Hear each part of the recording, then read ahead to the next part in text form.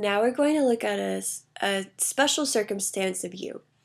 Okay, so let's look at U, total energy. We know that delta U equals to Q, which is the heat, plus W, which is work. Okay, now let's plug in delta U. We know that Q equals to MC delta T, and work equals to minus P delta V. So let's plug those in for Q and W. So instead of saying Q, we can say MC delta T plus minus P delta V. Okay? What happens when we have a constant volume? Constant volume. Okay? So constant volume meaning volume doesn't change. Which means delta V equals to 0, right? That's what constant volume means. So let's see where delta, and this is a U, make sure you know that's not a volume. U. So let's see where we have delta V in our equation. That's right here, okay? If this was 0, that means 0 multiplied by anything is 0, right? Okay? So that means this whole entire thing is 0. So there is no work done. Anytime you have a constant volume, your work equals 0. So delta V would mean that work also equals to 0. Okay? So at constant volume then, our formula for U, for our total energy, is just Q, or you could say delta U is MC delta T, right? And that's what we're going to look at. Okay? There is a special device that can actually make the volume always be 0. Okay? This is called a Bohm calorimeter. Bohm calorimeter. Calorimeter. Let me see if I can look up on the internet and show you what one looks like. Okay? Bohm calorimeter.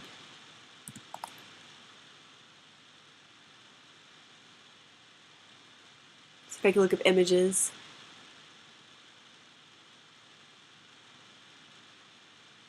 Okay, here's, if you're looking at the full device, it looks like this view image. A Bohm calorimeter looks like this. You see this little compartment here? This is what you put your reaction in, and then you push this thing down, and it makes it where your reaction cannot expand. The volume cannot expand. And then right here, it'll give you the results. And it'll give you a Q value. Okay, so it'll tell you how much energy was in this reaction in the form of heat. So this is what a Bohm calorimeter looks like, and you can purchase these. And this is just a way to measure the total energy in a reaction, because it does this special thing where it makes it where the reaction cannot expand. So no work is involved, so it makes it easy to measure the total energy. Okay? Now, to make things, of course, more confusing, the formula for a Bohm calorimeter is actually, for Q of the calorimeter, is actually just C delta T. Why C delta T? Because what they do is your C already has your mass in it. Calculated it. Already mass in calculation. Okay, so you never put your mass in the formula. So for a Bohm calorimeter, it's actually just C delta T. Okay, so when you're going to get a Q for the calorimeter, now that's sort of like, this is, the calorimeter is like your surroundings. So for Q of the reaction, it's actually the opposite sign. And this will equal to delta U. Why? because we said at constant volume delta U equals to Q.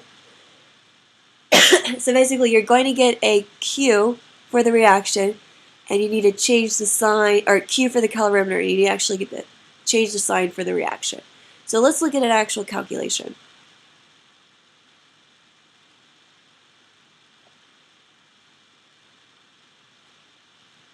Here we go. When 1.01 grams of sucrose undergoes a combustion in a bomb calorimeter.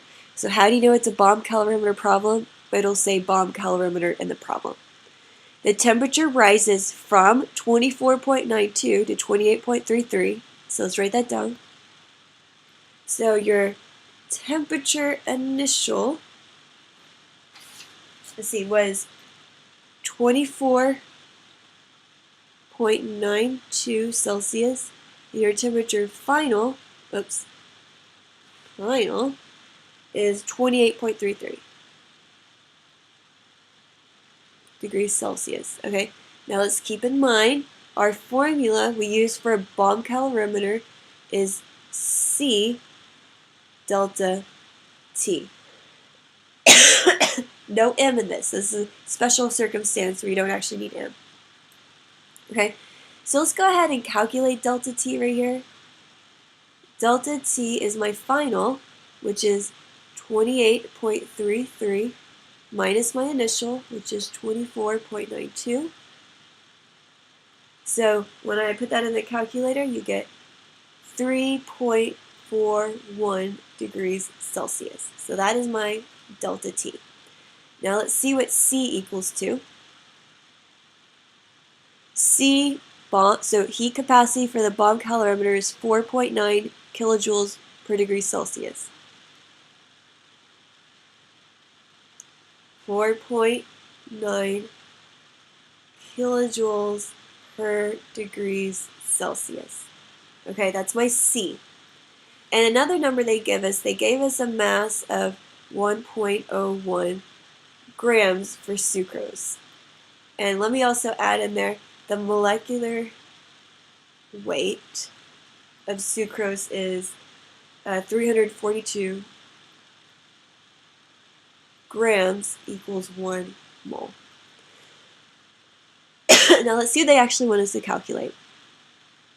It says, blah, blah, blah, blah, blah, blah, blah, find delta U of the reaction for the combustion, and they want it in units of kilojoules per mole. Okay, so we're trying to find delta U of the reaction in kilojoules per mole. Okay, now remember, Q of the calorimeter equals to negative Q of the reaction, which equals to delta U of the reaction. Okay, now notice this is in kilojoules per mole. Let's see what our units will be. Okay, we have Q of the calorimeter, that's what you're always finding first. This is calorimeter.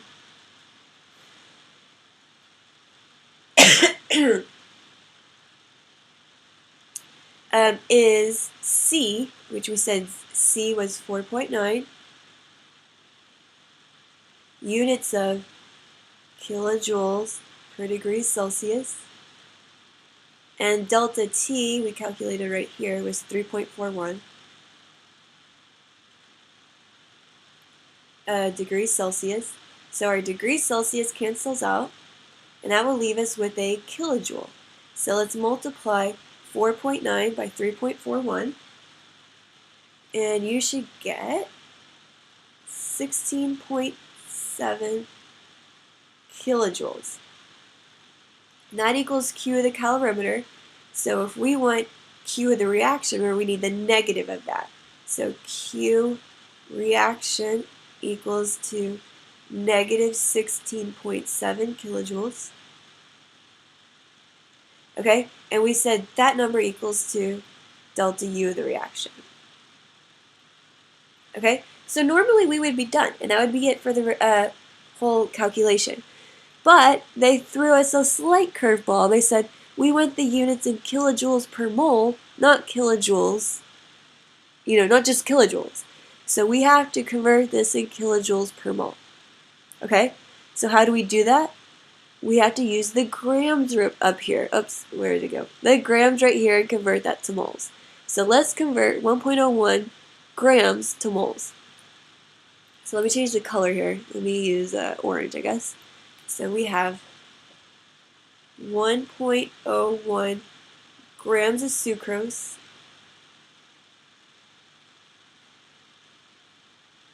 okay, and we need to convert that to moles because we need moles of the reaction. So that's the 342 grams for 1 mole. So grams cancels out. So you divide 1.01 by 342 and you get about 0.003 moles. Okay? Now, our final step, just so we get the units correct, are to divide these two numbers together. We have a kilojoule right here. We have a mole. And we want it in units of kilojoules per mole. So, delta U, to get it in the proper units that it said it wanted it in, we have to do our kilojoules, which is negative 16.7 kilojoules, and divide that by moles, 0.003 moles. So when we do that, we get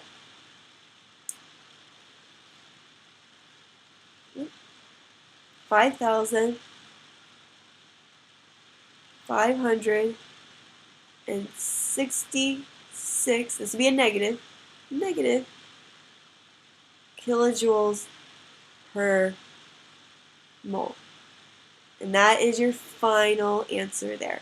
So this is delta U, the reaction. Okay, so just watch out for the units. Sometimes I like to, throw that at you. So just remember, when you're doing a bomb calorimeter problem, it's going to come out in units of, if you don't do anything, the units it comes out in is in kilojoules always. Okay? So look out what units it wants it in. Sometimes it wants it in kilojoules per mole. That's pretty common, actually. So remember, you need to then convert your grams to moles and divide it, just like we did here. Or sometimes it'll want it just in joules, so you have to convert kilojoules to mole. So look out for this unit here that it wants your final answer in. So hopefully that gets you started.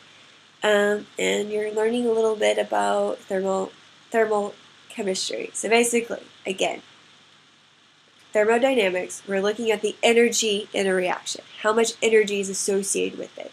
And that is a measure of delta U.